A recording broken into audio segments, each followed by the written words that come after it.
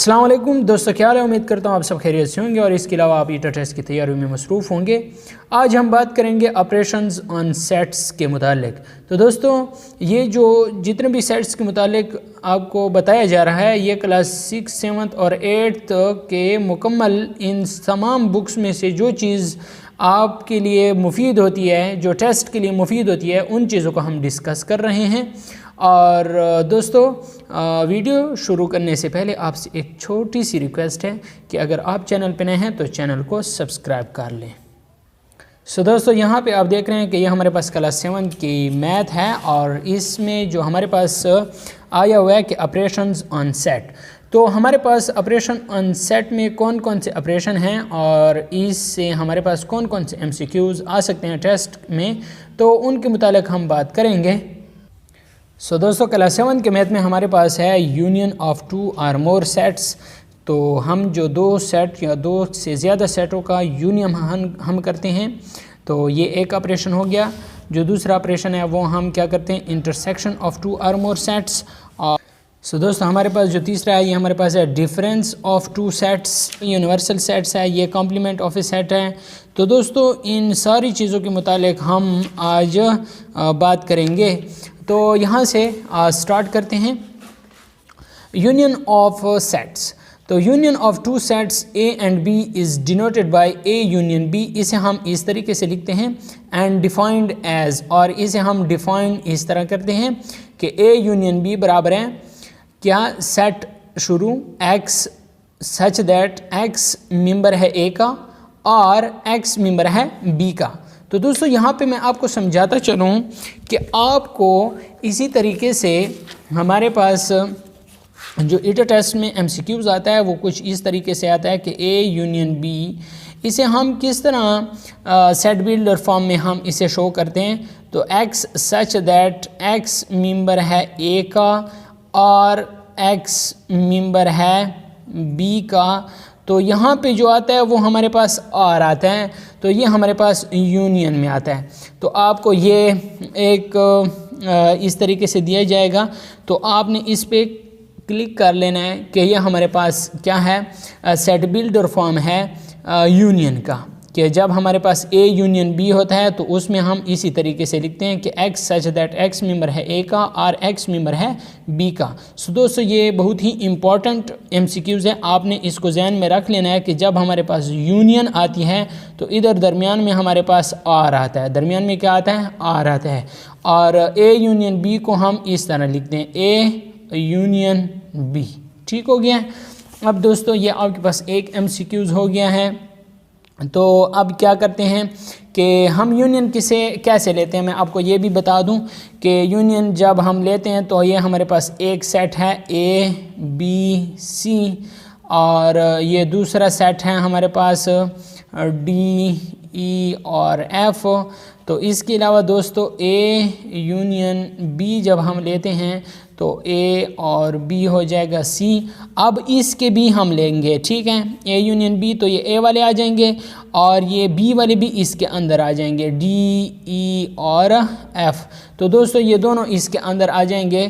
तो ये हम क्या, इसलिए हम कहते हैं कि जो X होंगे, इसके जो अंदर जो X एलिमेंट्स हैं, ठीक है, वो या A के मेंबर होंगे, A के मेंबर भी हो सकते हैं, या फिर B के मेंबर होंगे और B के भी हो सकते हैं। तो इसलिए हम इसका सेट बिल्डर फॉर्म इस तरीके से लिखते हैं कि X such that X member होगा A का या फिर X मेंबर होगा B का, कि ये जो है ये मेंबर होगा या A का होगा या फिर B का होगा। तो इसलिए हम A यूनियन B इसी तरीके से लिखते हैं। आपको A यूनियन B का समझ भी आ गया होगा कि A यूनियन B में A वाले भी एलिमेंट होते हैं और B वाले भी एलिमेंट होते हैं। अगर दोस्तों इस तरह आ जाए कि A यूनियन B मालूम करें, जबकि A के अंदर एलिमेंट है 1 2 3 और B के अंदर एलिमेंट है 3 4 और 5। ठीक हो गया, ये आपके समझाने के लिए कर रहा हूँ। तो ये सेट शुरू हो गया, ये 1 2 और 3 लिख लिया। अब आप कहते हैं कि B के अंदर भी 3 मौजूद हैं, तो क्या हम दोबारा 3 लिखेंगे? नहीं भाई, बस एक मरतबा लिख लिया, वही चीज़ हमने दोबारा फिर सेट के अंदर नहीं लिखनी।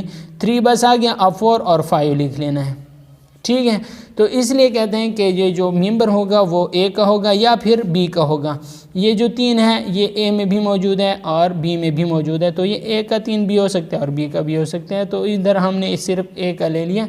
तो उम्मीद करता हूँ आपको इसकी समझ आ गई होगी। ये मोस्ट इंपॉर्टेंट MCQs हैं कि ए यूनियन बी बराबर होगा x such that x member है ए का और एक्स मेंबर होगा बी का।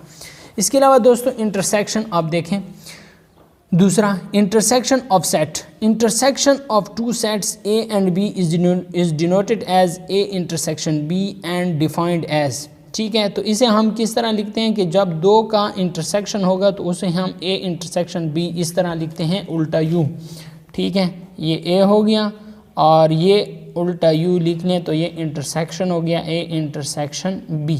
तो दोस्तों इंटरसेक्शन में मैं आपको सादा अल्फाज में बताता चलूँ कि इधर हमने क्या लिया, ए यूनियन बी लिया। अब दोबारा हम क्या ले लेते हैं, एक सेट ले लेते हैं 1 2 और 3 का, ये एक सेट ले लिया और दूसरा सेट हम लेते हैं 2 और 3 और 4 का। तो दोस्तों यूनियन में क्या होता है, यूनियन में तो ये होता है कि ये सारे आपने इसके एलिमेंट भी ले लेने, इसके एलिमेंट भी ले लेने, तो ये आपके पास ए यूनियन बी बन गया। लेकिन इंटरसेक्शन में ये होता है कि जो चीज़ इसमें है वही चीज़ अगर इसमें है तो वही आपके पास आंसर आएगा, वही इसका इंटरसेक्शन होगा। एक इधर है लेकिन इधर एक नहीं है, इसे आपने छोड़ देना है। 2 इधर है और इधर भी है तो इसे आपने लिख लेना है। 3 इधर भी है और इधर भी है तो इसे भी आपने लिख लेना है, तो ये ए इंटरसेक्शन बी आ गया।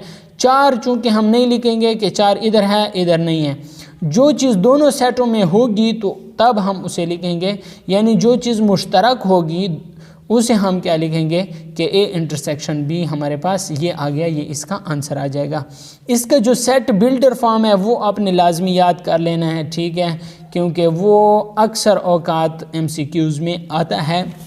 अब आप देखें x such that x member है ए का एंड एक्स मेंबर है बी का, तो ये लाजमी आपने याद कर लेना है कि x such that x member है ए का एंड यहाँ पे आपके पास आर आ रहा था यूनियन में, लेकिन आपके पास इंटरसेक्शन में क्या आएगा, एंड आएगा, एंड एक्स मेंबर है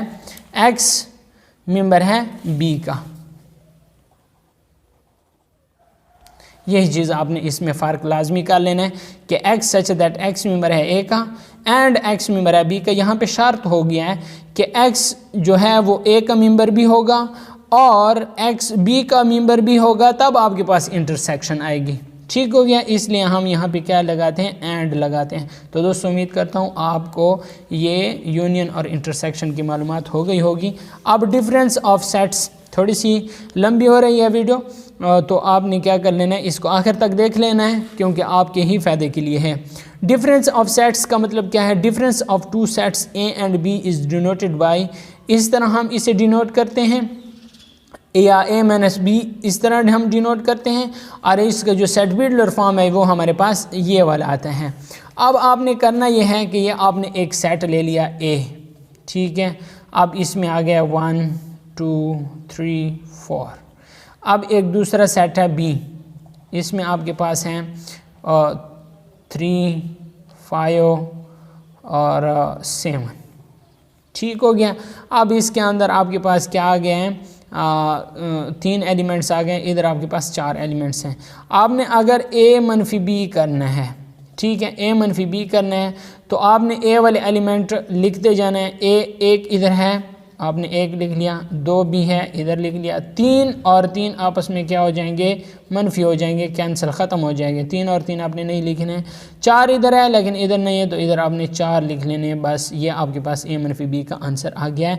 इधर 5 और 7 रह गए हैं तो कोई बात नहीं है, आपने इसे छोड़ देना है क्योंकि इसका रूल ऐसा है कि आपने ए वाले एलिमेंट लिख लेना है और जो इसके साथ कैंसिल हो रहा है उसे आपने कैंसिल कर देना है। ये 3 मनफी 3 0 हो गया है और एक इधर 1 भी आ गया है, 2 भी आ गया और 4 भी आ गया, क्योंकि इधर 1 2 और 4 नहीं थे, अगर इधर होते तो उनके साथ वो भी कैंसिल हो जाते। तो इसका जो सेट बिल्डर फॉर्म है वो ए मनफी बी वाला हम इस तरीके। दोस्तों इसका सेट बिल्डर फॉर्म आपने लाजमी याद करना है क्योंकि यही MCQs आपके पास आता है। आपके पास इसका सेट बिल्डर फॉर्म क्या है, x such that x member होगा ए का, एक्स के ये जो हैं ये वाले, तो ये x such that x member किसके होंगे, ए के होंगे, ठीक है। एंड और ये जो एक्स हैं, ये जो मेंबर हैं ये बी वाले नहीं हैं, तो इसलिए हम लिखेंगे कि एक्स मेंबर नहीं होगा बी का। तो ये इसका सेट बिल्डर फॉर्म है कि ये जो आए हुए हैं ए मनफी बी से, तो x such that x member है ए का, यही वाले एक्स जो हैं ये ए के मेंबर हैं, और यही वाले जो हैं ये बी के मेंबर नहीं हैं, तो इसलिए हम इस तरह लिखते हैं एंड एक्स मेंबर नहीं है बी का।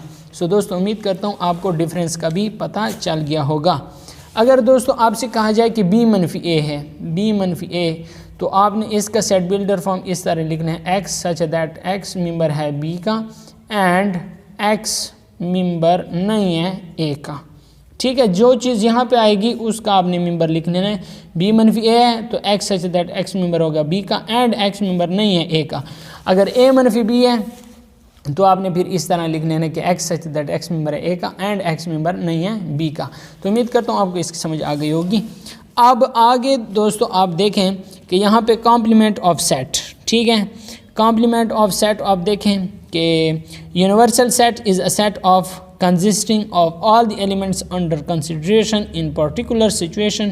If the universal set is U and A subset है B का, then the complement of A written as A complement or E A complement, हम A complement इस तरह भी लिख सकते हैं और इस तरह भी लिख सकते हैं, and defined as A complement बराबर होगा U मनफी A, ठीक है। U मनफी A जब आ जाएगा तो आपके पास A complement आ जाएगा।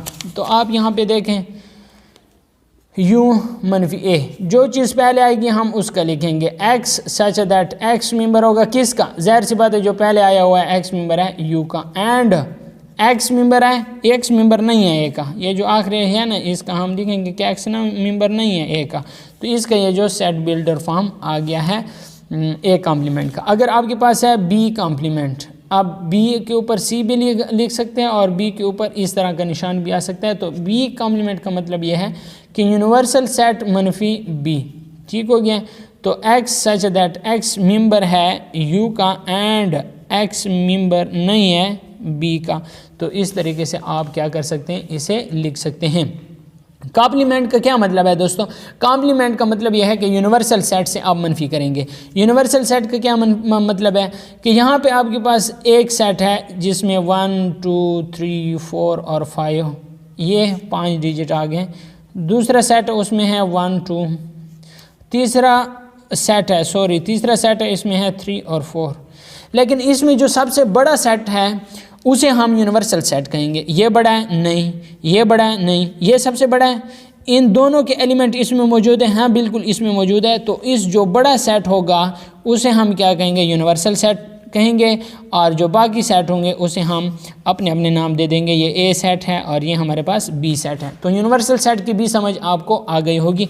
अब इधर आपसे कहा जाता है कि आप इसका ए का कॉम्प्लीमेंट मालूम करें, ए के ऊपर इस तरह भी लगा सकते हैं या ए के ऊपर सी भी लगा सकते हैं।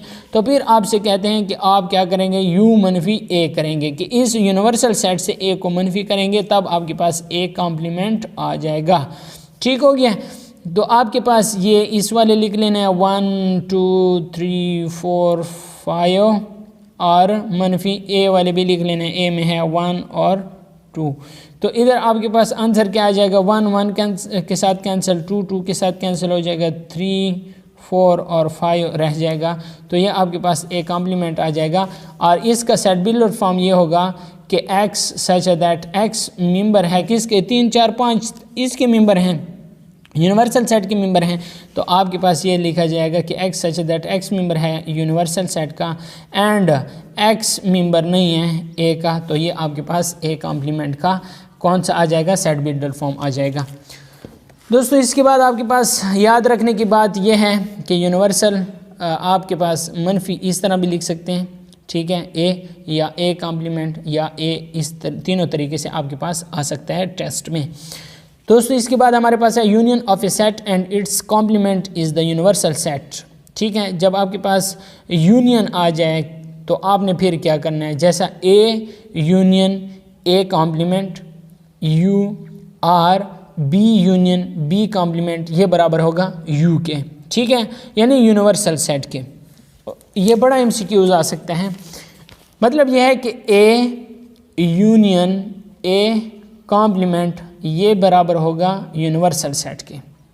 अब आपके साथ मैं थोड़ा सा इसे प्रूफ कर देता हूँ कि किस तरह है। तो ये आपके पास ए है, ठीक है, ए के पास है 1 2 और 3, बल्कि 1 2 ले लें, और एक यूनिवर्सल सेट है, इसमें आपके पास है 1 2 3 4, ठीक है, 3 हो गए। अब आपने क्या करना है, ए कॉम्प्लीमेंट मालूम करना है। जब आप ए कॉम्प्लीमेंट मालूम कर लेंगे तब आप ए यूनियन ए कॉम्प्लीमेंट कर सकते हैं। तो ए कॉम्प्लीमेंट मालूम करने के लिए ये आपके पास यू मनफी ए के बराबर होगा। तो यू मनफी ए यू वाले लिखने हैं 1 2 3 4, 1 2 3 4, और मनफी ए वाले कौन से हैं 1 2, 1 और 2।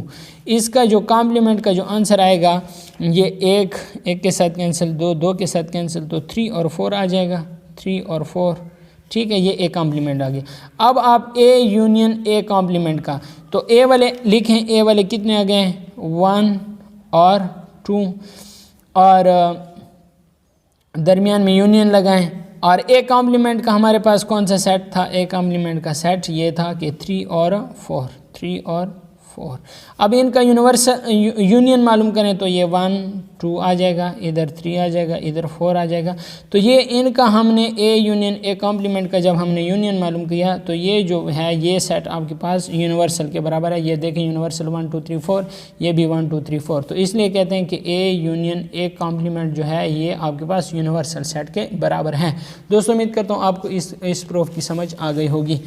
नेक्स्ट हमारे पास है intersection of A set and its complement is empty set. जब आपके पास इंटरसेक्शन आ जाता है किसी भी सेट का तो वो आपके पास क्या हो जाता है, उसके खाली सेट के बराबर होता है। वो किस तरीके से, वो भी मैं आपके लिए प्रूफ कर देता हूँ। A intersection A complement. अब मैंने आपको बता दिया कि ये मैंने एक सेट लिया जो कि ए है 1 2, और एक मैंने लिया यूनिवर्सल 1 2 3, ठीक है। अब मैं ए की जगह अपना सेट ले लेता हूँ 1 और 2 और इंटरसेक्शन लगा देता हूँ, और इधर ए कॉम्प्लीमेंट की जगह मैं क्या ले लूँगा 3 और 4 ले लूँगा, और सॉरी ये यूनिवर्सल्स ए कॉम्प्लीमेंट की जगह मैं कौन सा ले लूँगा 3 और 4 ले लूँगा, क्योंकि मैंने पहले से इसका कॉम्प्लीमेंट मालूम किया है। तो इधर मैं 3 और 4 ले लूँगा। अब इनमें से देखें कोई चीज़ कॉमन है जो इधर भी मौजूद हो और इधर भी मौजूद हो, कोई चीज़ ऐसी नहीं है जो इन दोनों में कॉमन हो। तो इधर आपके पास क्या आ जाएगा, खाली सेट आ जाएगा। तो इसलिए कहते हैं कि ए इंटरसेक्शन ए कॉम्प्लीमेंट ये आपके पास खाली सेट के बराबर आएगा। ये भी बड़ा मोस्ट इम्पॉर्टेंट MCQs है, तो आप इसे जहन में रख लें। कुछ और MCQs हैं जो कि मैंने आपके लिए यहाँ पे लिखे हैं कि ए यूनियन ए कॉम्प्लीमेंट ये यूनिवर्सल सेट के बराबर होते हैं। ए इंटरसेक्शन ए कॉम्प्लीमेंट ये आपके पास खाली सेट के बराबर होता है। खाली सेट को हम इस तरह भी जाहिर कर सकते हैं। ए कॉम्प्लीमेंट का कॉम्प्लीमेंट तो ये आपके पास ए के बराबर होगा। ये मोस्ट इम्पॉर्टेंट MCQs मैं आपके लिए बता रहा हूँ कि जो हमारे पास क्लास 7 और 8 में से बन रहे हैं कि एक कॉम्प्लीमेंट का कॉम्प्लीमेंट, ये कॉम्प्लीमेंट के साथ कैंसिल आपके पास ये ए के बराबर आ जाएगा। इसके अलावा दोस्तों यूनिवर्सल का कॉम्प्लीमेंट ये खाली सेट के बराबर होगा, ठीक है। यूनिवर्सल का कॉम्प्लीमेंट ये खाली सेट के बराबर होगा, और ख़ाली सेट का कॉम्प्लीमेंट ये आपके पास यूनिवर्सल के बराबर होगा। आपके पास MCQs इसी तरीके से दिया जाएगा कि आपसे पूछा जाएगा कि कॉम्प्लीमेंट ऑफ यूनिवर्सल सेट ये किसके बराबर है, खाली सेट के बराबर है, यू के बराबर है, या आपके पास यू कॉम्प्लीमेंट के बराबर है, या आपके पास एक और ऑप्शन होगा। तो इसका जब हम क्या करेंगे यू मनफी यू करेंगे तो जाहिर सी बात है खाली सेट ही आएगा। तो आपके पास ऑप्शन ये वाला करेक्ट होगा। इसके अलावा दोस्तों अगर आप खाली सेट का कॉम्प्लीमेंट मालूम करते हैं तो यू मनफी खाली सेट, तो सारे यू वाले आ जाएंगे।